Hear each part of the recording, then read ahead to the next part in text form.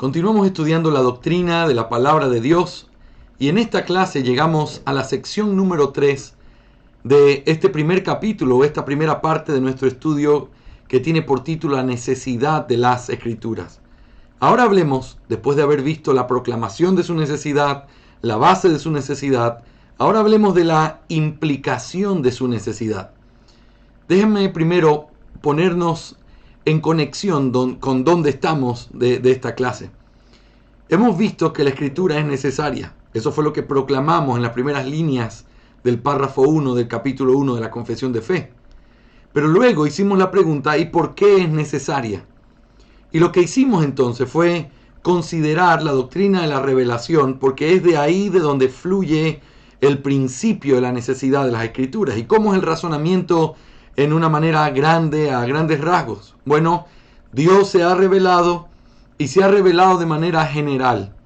Aunque la revelación general llega a todos los hombres y cumple su objetivo de manera que todos quedan sin excusa, la revelación general no revela el conocimiento salvífico de Dios.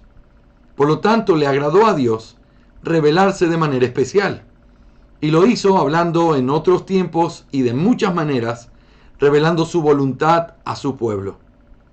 Pero finalmente, para que esa verdad, que fue la manera de suplir lo que la revelación general no podía, para que esa verdad quedara disponible para el pueblo de Dios a través de los años, Dios quiso escriturarla o ponerla por escrito, para que esa revelación especial, que es la forma en la que los hombres pueden saber sobre la salvación de Dios y que complementa la insuficiente revelación general, entonces fue escrita y puesta por escrito, de manera que eso es lo que nosotros tenemos como la palabra de Dios.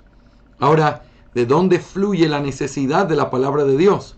De que ella contiene la revelación especial, que es lo que suple la revelación general, a través de lo cual los hombres pueden ser salvos.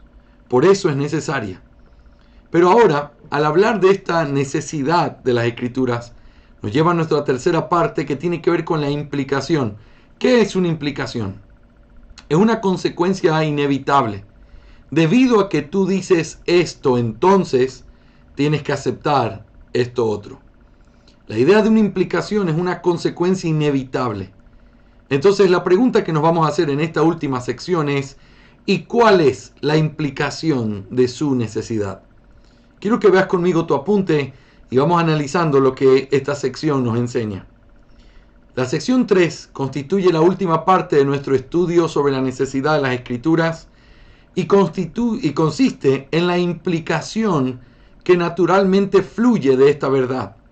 La Confesión de Fe expresa esta implicación con las siguientes palabras: lo cual hace a las Santas Escrituras muy necesarias, habiendo cesado ya las maneras anteriores por las cuales Dios revelaba su voluntad a su pueblo.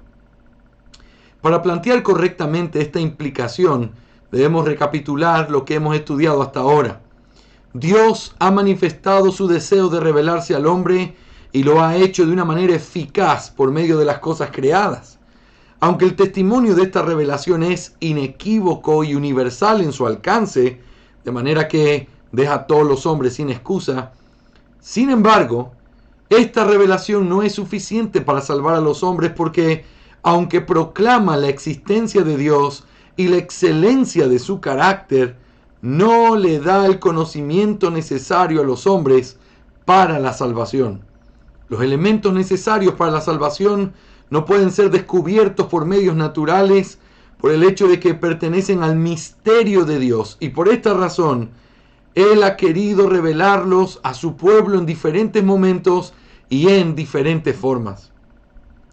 Esta voluntad consiste en la salvación y la santificación de su pueblo.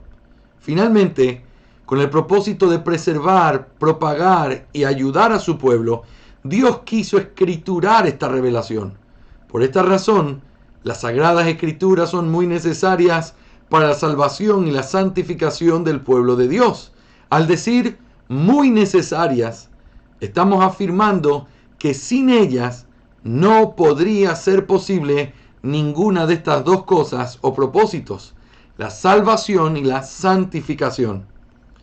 A través de la publicadora Legado Bautista Confesional, estamos revisando la confesión de fe, haciendo una nueva traducción. Y una de las cosas que el traductor nos ha ido compartiendo es esta palabra muy necesaria. Es una sola palabra en inglés o es una frase en inglés muy importante. Y si pudiéramos traducir en el superlativo que aparece en inglés, sería necesarísimas. No necesarias, sino absolutamente necesarias. Eso es el énfasis que da la confesión de fe. Ahora, ¿qué significa que la Escritura es muy necesaria para la salvación y la santificación de su pueblo? Esto significa que no se puede prescindir de ella para este propósito. En otras palabras, que sin ella la salvación y la santificación del pueblo de Dios es imposible.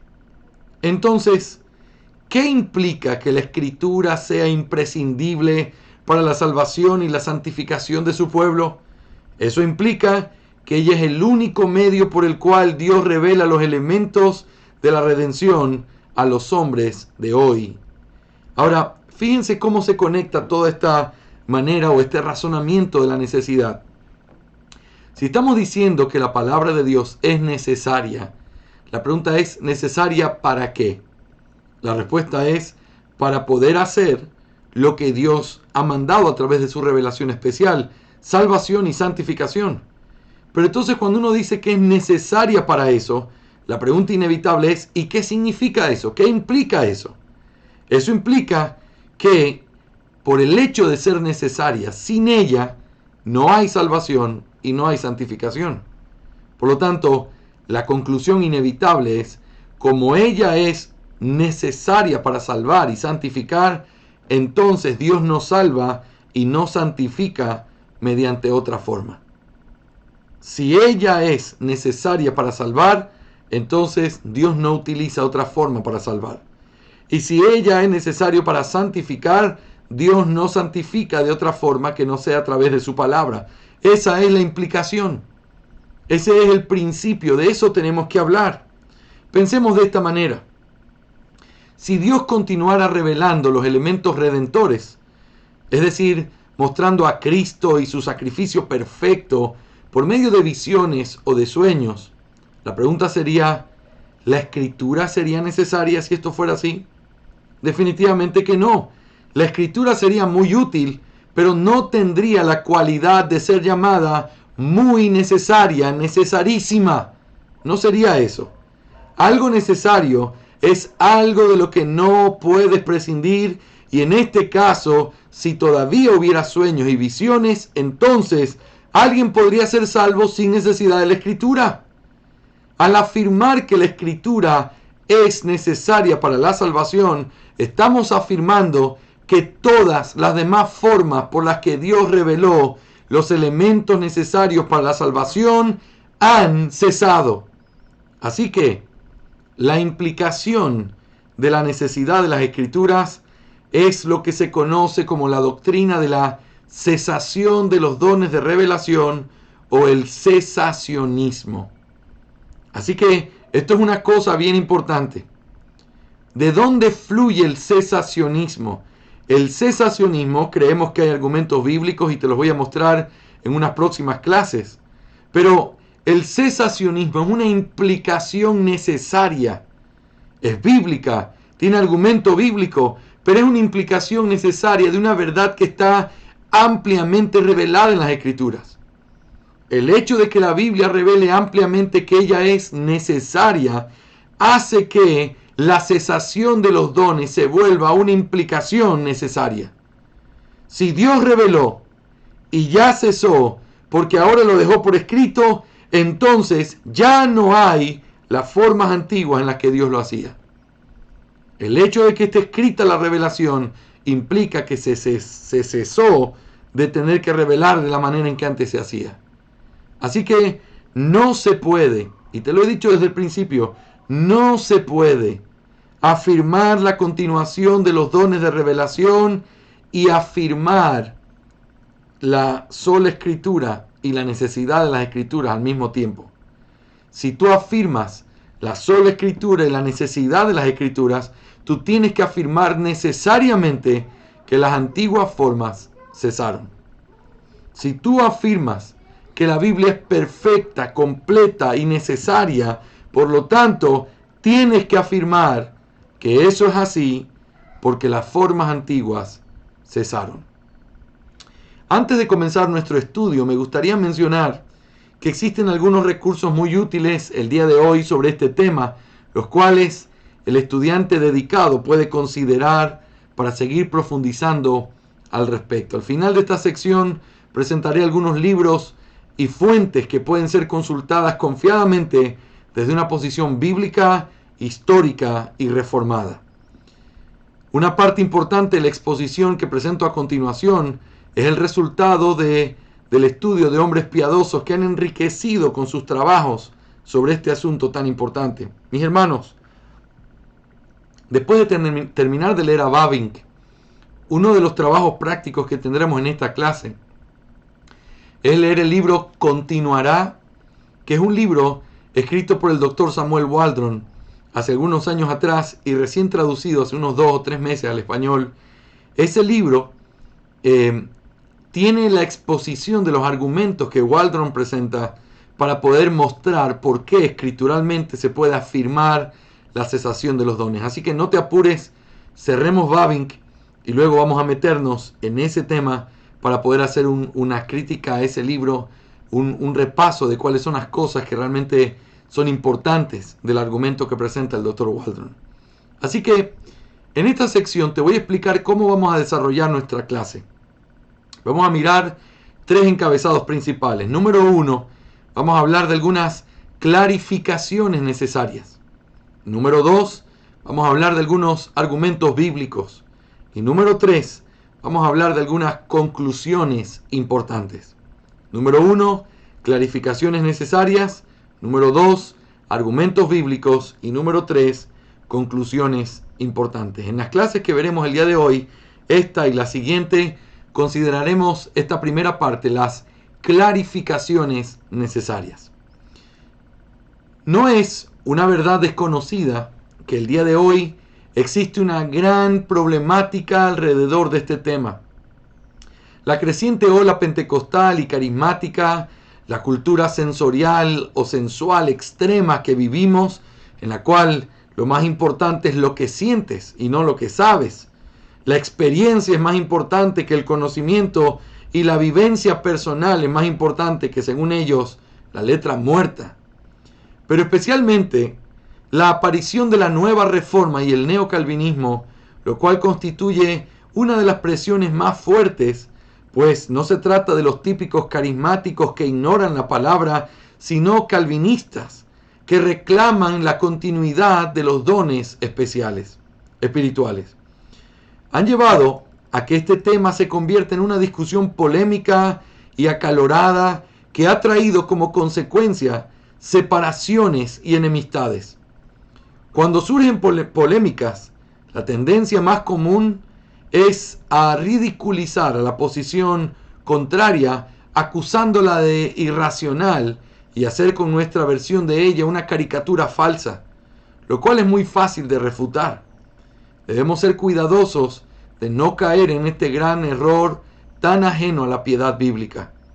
El propósito de este primer encabezado es traer a la luz algunos puntos fundamentales que deben estar claros a la hora de hablar sobre la cesación de los dones de revelación. Yo les pido que presten mucha atención porque aquí hay algunos puntos que he desarrollado sobre cosas que son claves y que tenemos que aclarar antes de empezar la discusión. Estoy seguro que cuando tú has hablado con alguien que sostiene la continuación de los dones, te ha pasado como a mí, diciéndote, es que ustedes no creen que Dios hace milagros hoy. Es que ustedes no creen tal cosa o aquella. Y realmente hay que explicar, no es así. Nosotros lo creemos y creemos que Dios tiene poder. Lo que no creemos es que Dios siga revelando de esta o tal manera. Así que la primera clarificación que tiene que ser hecha es la siguiente. La ambigüedad doctrinal que algunos alegan con respecto a la posición de la confesión de fe y con ella de toda la tradición reformada debe ser corregida.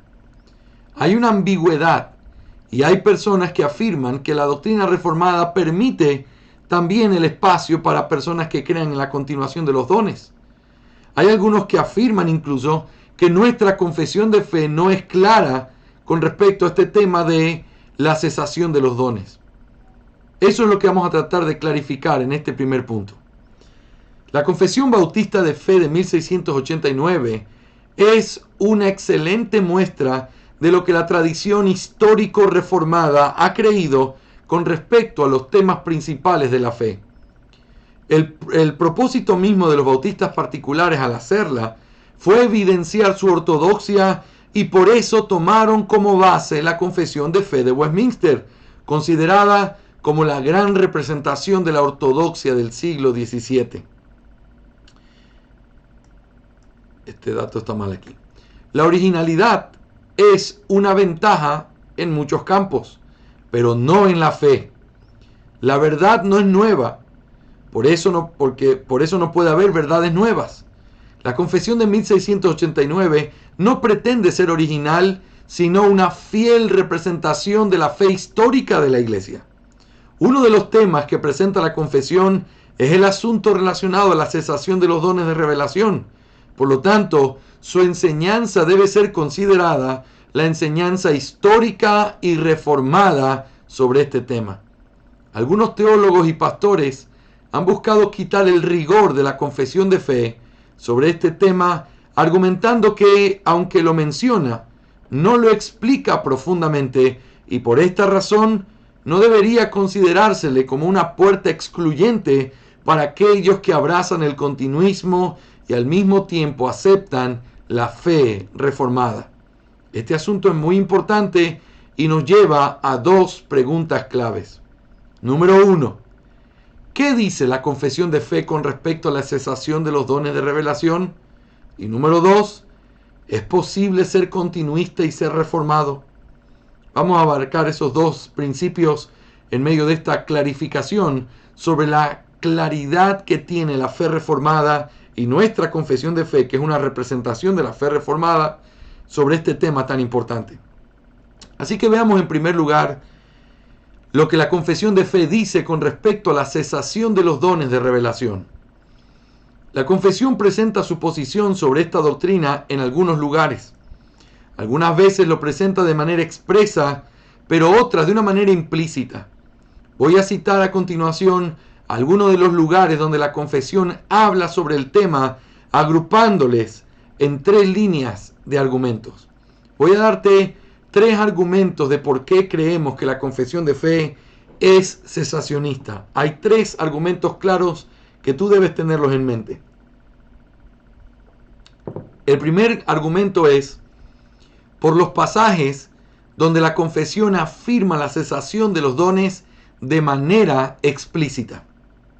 Hay lugares donde se afirma de manera explícita que los dones han cesado. Uno de ellos, por supuesto, es el capítulo 1, párrafo 1, donde dice, lo cual hace a las santas escrituras muy necesarias, y aquí viene el énfasis, habiendo cesado ya las maneras anteriores por las cuales Dios revelaba su voluntad a su pueblo.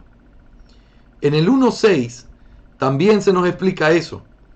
Todo el consejo de Dios tocante a todas las cosas necesarias para su propia gloria, la salvación del hombre, la fe y la vida, está expresamente expuesto o necesariamente contenido en las Sagradas Escrituras. Y escucha esto, a las cuales nada, en ningún momento, ha de añadírsele ni por nueva revelación del Espíritu, ni por las tradiciones de los hombres. Sin embargo, reconocemos, etcétera, etcétera. En el 1.1 encontramos la declaración más explícita de la confesión sobre la cesación de los dones de revelación. En esta frase se vuelve a reafirmar la absoluta necesidad de la Escritura para la salvación del hombre. El cese de las maneras anteriores por las cuales Dios revelaba su voluntad a su pueblo es la razón suprema por la que se le da a la palabra de Dios una participación indispensable en la salvación de los hombres. En otras palabras, por causa de que ya no hay otras formas por las que Dios revela su plan redentor, la Biblia es la única manera de conocer el Evangelio y por esa razón es completamente necesaria. En el párrafo 1.6 se nos dice que nada debe ser añadido a la Escritura, dando por sentado que lo que tenemos está completo. Si lo que tenemos está completo y por esa razón no debe añadírsele nada, entonces ya no hay más revelaciones. Pero si las hubiera, entonces tendríamos el mandato de añadir la nueva revelación a la revelación que ya hemos recibido. No debe añadírsele nada a la Escritura. ¿Sabes por qué? Porque es la revelación de Dios. Pero pastor, ¿y qué hay de las revelaciones de hoy? Si ya no hay que añadir nada, es porque hoy ya no hay revelaciones. Así que, ¿cuál es el primer argumento? Muy sencillo. Los textos donde habla de manera explícita que la cesación de los dones es una realidad por causa de la necesidad de las Escrituras. Pero eso me lleva a un segundo argumento rápidamente. Escúchalo con atención. Hay pasajes donde la confesión de fe afirma que la Escritura es la máxima autoridad, afirmando con esto que ya no hay revelación especial fuera de ella. Déjame argumentarte primero cuál es el punto. Si la Biblia es la máxima revelación, eso es porque en la Biblia se encuentra lo que Dios dice. Déjame decirlo de otra manera. ¿Quién es la máxima autoridad sobre los asuntos que tienen que ver con Dios? Y los asuntos de nuestra fe. Y los asuntos de nuestra vida. La respuesta es Dios. Muy bien. Pero Dios se ha revelado por medio de su palabra. ¿Correcto? Sí. Entonces su palabra es lo que rige nuestras vidas porque ella es la voz de Dios a los hombres. ¿Por qué sabemos que no hay revelaciones nuevas? Porque si Dios siguiera revelando a los hombres, la autoridad tendría que estar también en aquellas nuevas revelaciones, porque vienen de parte de Dios también. Pero si la autoridad es y recae únicamente sobre la Escritura, es porque entonces Dios nos está diciendo que no hay y que Él desconoce cualquier tipo de nueva revelación, porque Él ya reveló, y si alguien quiere consultarle a Él, el único lugar donde puede encontrar el veredicto de Dios es la palabra. Por lo tanto, el argumento es, si la Biblia es la máxima autoridad, eso significa que ya nadie tiene esa autoridad de parte de Dios a través de nuevas revelaciones. Mira lo que dice la confesión de fe en diferentes puntos, 3 lugares en específico. En el 1.9 dice lo siguiente: la regla infalible de interpretación de las Escrituras la constituyen las propias Escrituras. Y por consiguiente, cuando surge una duda respecto al verdadero y pleno sentido de cualquier pasaje bíblico, que no es múltiple sino único, este se debe buscar en otros pasajes que se expresen con más claridad. Fíjate cómo empieza. La regla infalible de interpretación de las Escrituras la constituyen las propias Escrituras. Pregunta: ¿quién es la máxima autoridad en los temas de interpretación de la Escritura? La Biblia. ¿Qué significa eso? Que Dios ya no revela fuera de la Biblia. Cuando estaban los apóstoles y cuando había revelaciones, entonces ellos tenían la última palabra, porque ellos eran la revelación de Dios a los hombres. Pero en el momento en que queda escriturada, implica que ya no hay nadie que pueda reclamar esa autoridad, y si la autoridad está solo en las Escrituras, significa que entonces ya no hay revelaciones. En el 1.10 dice también algo muy similar. El juez supremo por el que deben decidirse todas las controversias religiosas, etcétera, etcétera, dice: no puede ser otro sino las sagradas Escrituras entregadas por el Espíritu. A dichas Escrituras así entregadas se reduce nuestra fe en definitiva. Fíjense, aquí el punto es otra vez el mismo principio. El juez supremo. Eso significa La Escritura es la máxima autoridad. Lo que eso significa es que entonces fuera de ella no hay más. Si hubiera revelación, los hombres pudieran a través de esa revelación también ser fuentes para poder juzgar si una verdad viene de Dios o no. Porque a través de esa revelación ellos tienen, por decir así, la autoridad que tenían los apóstoles también. Pero como ya no está, por consiguiente ya no hay revelación. En el 22.1 también se nos dice algo parecido mirando sobre la adoración. Y dice, el modo aceptable de adorar al Dios verdadero fue instituido por Él mismo. Y luego dice que no debemos hacerlo ni en base a nuestra imaginación, etc. Dice, ni bajo ninguna representación visible, ni en ningún otro modo no prescrito en las Sagradas Escrituras. Si Dios siguiera revelando, entonces pudiera haber alguien que nos dijera, mira, Dios reveló que esto también hay que hacerlo.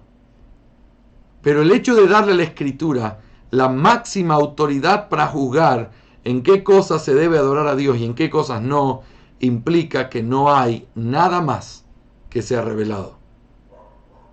Así que el primer argumento es los lugares donde explícitamente se habla de esto. En segundo lugar, los lugares donde se habla de la Escritura como máxima autoridad, implicando que ya no hay otra autoridad fuera de ella, por lo tanto no hay revelación fuera de ella.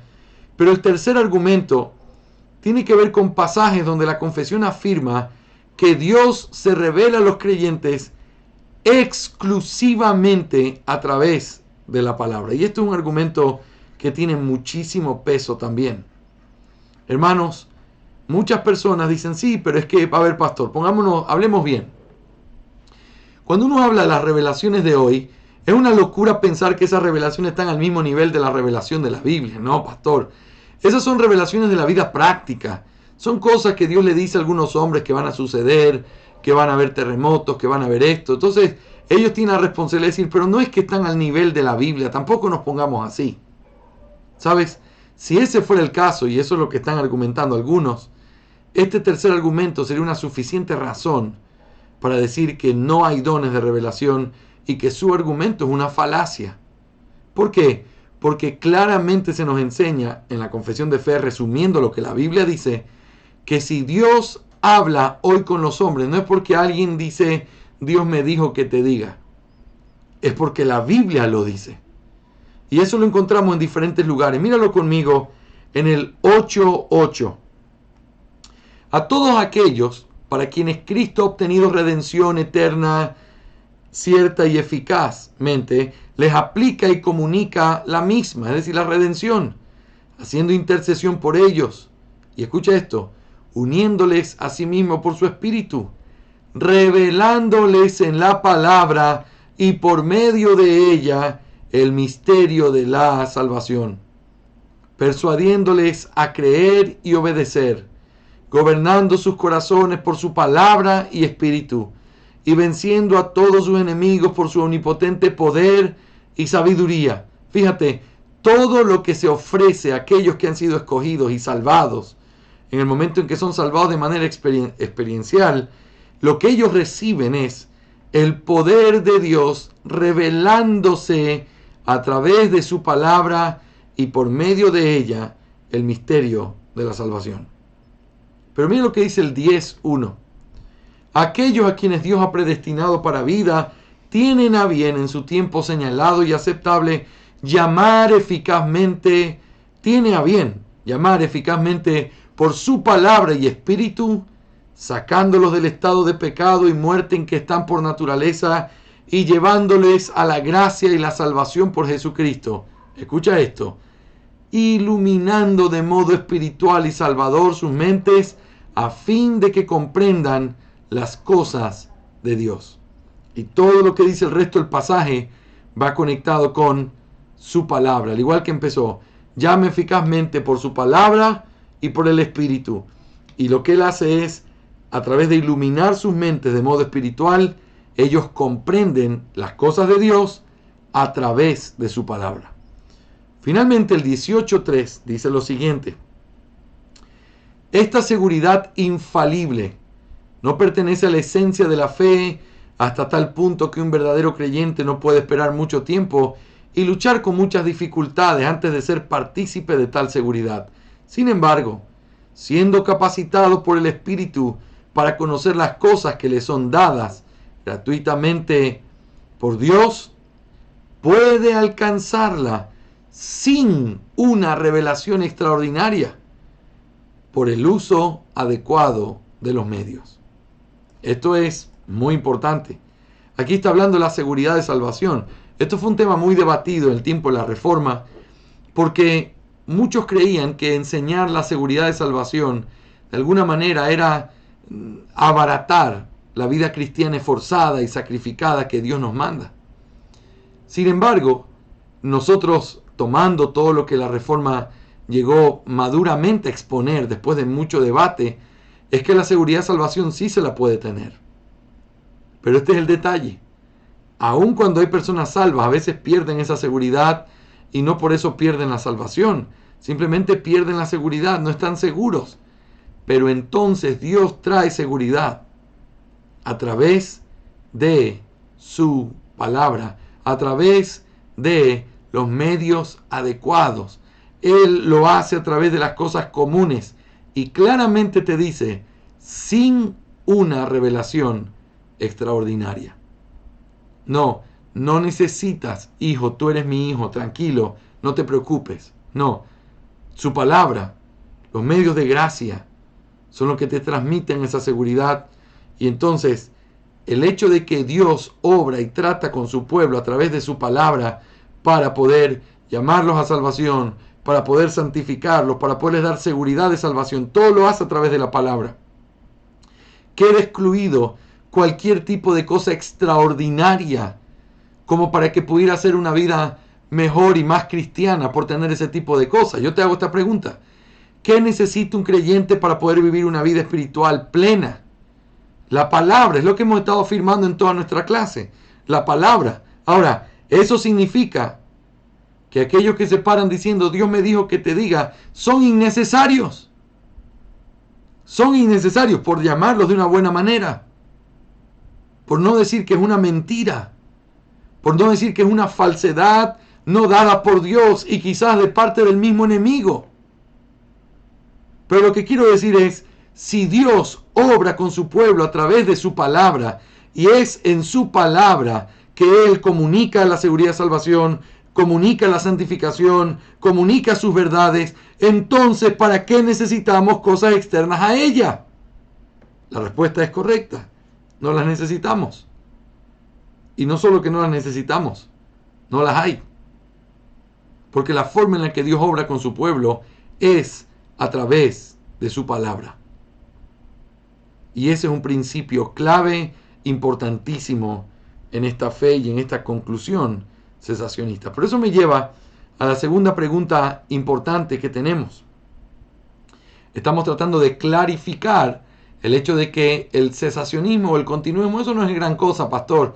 La confesión no dice mucho al respecto. No, espero haberte mostrado que la confesión enseña. Es muy cierto que aunque habían conflictos con gente que creía en la continuación de los dones, y uno de ellos es el movimiento anabautista, y quizás una frase importantísima es el hecho de cómo la Escritura es la única fuente, ese énfasis en la única va en contra de los cuáqueros, los anabautistas que creían en algún tipo de revelación continua de Dios. Sin embargo, en muchos lugares de la confesión hemos encontrado evidencia de que realmente se afirma y es clara la enseñanza de que si la Biblia es la autoridad, entonces no hay más revelación, porque si las hubiera, la Biblia sería una de las autoridades. Sabemos también que no hay más revelación, porque Dios no trata con su pueblo por revelaciones. Dios trata con su pueblo a través solamente de su palabra. Pero también sabemos que no hay revelaciones, porque la confesión afirma que la Biblia es necesaria. Y por el hecho de que es necesaria y que es completa y suficiente, entonces no hay revelaciones fuera de ella. Así que es clara en la confesión de fe.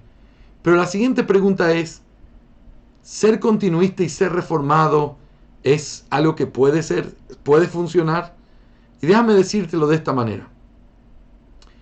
Por el hecho de que la tradición reformada sostiene la cesación de los dones, por causa de la necesidad de las Escrituras, por causa de la sola Escritura, déjame decirte esto: ser continuista y ser reformado se convierte en una inconsistencia doctrinal e histórica. Definir estos términos nos puede ayudar a encontrar más fácilmente la inconsistencia entre el uno y el otro. Reformado es un término que evoca la tradición de las iglesias reformadas. Algunas veces este término puede ser un poco ambiguo, sobre todo el día de hoy. Por ejemplo, para algunos presbiterianos los bautistas no son herederos legítimos de la identidad reformada por causa del bautismo del creyente. Sin embargo, ser reformado no es un asunto de subjetividad ni de exactitud doctrinal, pues la historia nos enseña que dentro de los herederos de la tradición reformada habían grupos con creencias distintas en puntos no esenciales para la ortodoxia cristiana, como es el caso de los presbiterianos, los congregacionalistas y los bautistas. Ser reformado implica principalmente sostener las verdades doctrinales redescubiertas en el tiempo de la Reforma, las cuales han sido resumidas en el famoso emblema de las 5 solas. Por lo tanto, ser reformado es abrazar en todo su esplendor e implicaciones la sola Escritura, sola fide, sola gratia, solus Christus y soli Deo gloria. ¿Por qué afirmamos que ser continuista es inconsistente con la doctrina reformada? Porque la sola Escritura es una doctrina tan central en la estructura de la doctrina de la Reforma que afirma que los medios antiguos por los cuales Dios habló o reveló su voluntad han cesado. La sola Escritura implica la suficiencia y necesidad de las Escrituras. Los teólogos reformados en la historia han negado la continuidad de los dones de revelación. Quisiera citar algunos ejemplos importantes y vamos a mirar estos ejemplos aquí. Juan Calvino dijo esto en la Institución, en la página 159. El don de sanidad, al igual que el resto de los milagros que el Señor quiso producir por un tiempo, se han desvanecido con el fin de hacer maravillosa la predicación del Evangelio para siempre. Esta es una frase muy importante, interesante de Calvino, donde él dice que en este tiempo Dios ha querido derramar su gloria sobre su palabra. Por eso su palabra es gloriosa, porque es la única fuente, el único depósito de su verdad. John Owen dice esto: los dones que en su propia naturaleza exceden la plenitud del poder de todas las facultades, esa dispensación del Espíritu ya hace mucho tiempo cesó, y donde quiera que alguien hoy tenga pretensión a lo mismo, tal pretensión justamente puede ser sospechada como un engaño farsante. Thomas Watson dijo esto: claro, hay tanta necesidad de la ordenación hoy como en la época de Cristo y en el tiempo de los apóstoles, habiendo allí entonces dones extraordinarios en la iglesia que ahora cesaron. Matthew Henry dice: lo que estos dones fueron en general es contado en el cuerpo del capítulo 12 de 1 Corintios, a saber, los oficios y los poderes extraordinarios otorgados a los ministros y cristianos en las primeras épocas para la convicción de los incrédulos y la propagación del Evangelio. Este es el comentario de Matthew Henry en referencia a 1 Corintios 12. El don de lengua fue un nuevo producto del espíritu de profecía y era otorgado por una razón particular, para que la empalizada judía, habiendo sido removida, todas las naciones pudieran ser incluidas en la iglesia. Estos y otros dones de profecía, siendo una señal, hace mucho cesaron y han sido puestos a un lado, y no tenemos motivo alguno para esperar que resurjan, sino al contrario, se nos manda llamar a las Escrituras la palabra profética más segura que voces del cielo, y a ellas es que nos exhorta a estar atentos, escudriñarlas y retenerlas. Este es el comentario de Matthew Henry en 2 de Pedro capítulo 1 versículo 19. John Gill también dice, el famoso teólogo bautista: ahora bien, estos dones fueron otorgados en común por el Espíritu en apóstoles, profetas, pastores o ancianos de la iglesia en aquellos primeros tiempos. La copia de Alejandría y la versión de la Vulgata Latina leen: por un solo Espíritu. No, cuando estos dones estaban en existencia, no todos los tenían. Cuando la unción con aceite con el fin de curar a los enfermos estaba en uso, solo se llevó a cabo por los ancianos de la iglesia, no por los miembros comunes de la misma, quienes iban a ser enviados por los enfermos en esta ocasión. Él habla en tiempo pasado.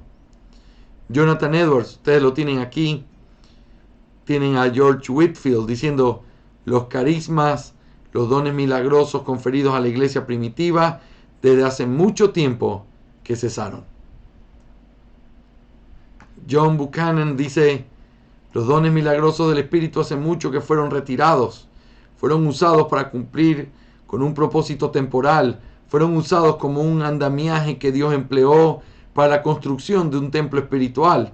Cuando el andamio no se necesitó más, fue removido, pero el templo permanece en pie aún y es habitado por el Espíritu, porque ¿no sabéis que sois el templo de Dios y que el Espíritu mora en vosotros? Es una preciosa ilustración. Tú usas el andamio y es muy útil mientras construyes, pero ya cuando está construido, el edificio permanece, pero el andamio es quitado. Charles Spurgeon decía, nuestro ídolo: nunca sueñes que eventos se revelan a ti desde el cielo, o puedes llegar a ser como esos idiotas que se atreven a imputar sus locuras flagrantes al Espíritu Santo. Si sientes que tu lengua te pica para decir tonterías, síguele su rastro al diablo, no al Espíritu de Dios. Lo que ha de ser revelado por el Espíritu para cualquiera de nosotros, ya está en la palabra de Dios. Él no añade nada a la Biblia y nunca lo hará. Que las personas que tienen revelaciones de esto, aquello y lo otro, vayan a la cama y vuelvan en sí. Solo me gustaría que sigan el consejo y ya no insulten al Espíritu Santo colocando sus tonterías ante su puerta. Eso siempre era un poco sutil, nuestro Spurgeon.